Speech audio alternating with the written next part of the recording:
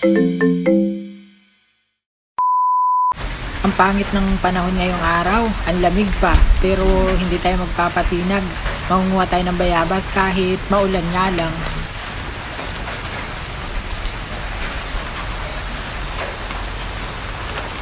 Ang lalaki talaga ng bunga ng bayabas dito. Oh. Yung iba, nahuhulog na lang. Halos hindi na pinapansin. Katulad nito, sobrang laki o hinog na rin. Malalaglag na lang yan sa sobrang hinog niya. So, masasayang na lang. So, ito naman, malapit na rin siyang mahinog. Ayan. Ayan pa yung iba oh. Eto pa oh. Oh, hinog na rin to.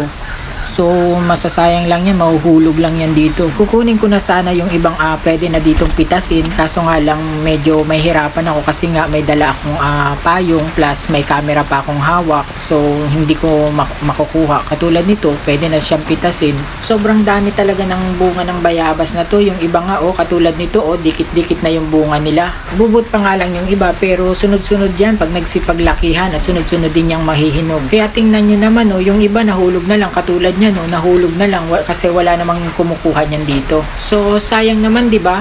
Ang bayabas pa naman ang pinakamaraming vitamin C sa lahat ng prutas.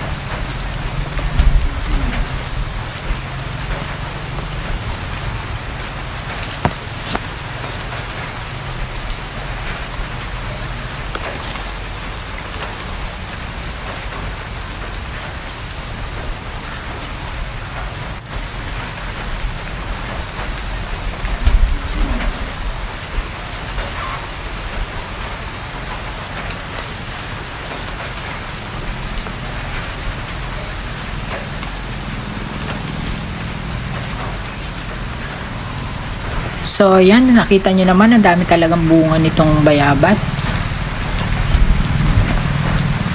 So, dito naman, nakabantay pa yung mga langgam. So, pag kinuha nyo yan, kakagatin talaga kayo niyan sa kamay.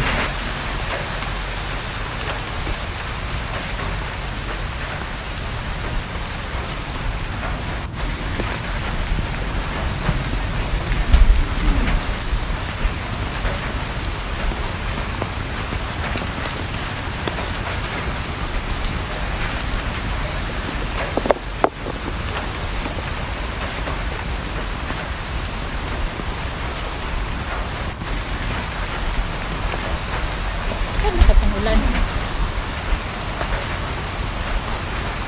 Ano ba yan? Lakas naman ng ulan. Panira naman ang moment ang ulan na ito. Sige na nga. Next time na lang po ulit. Bye!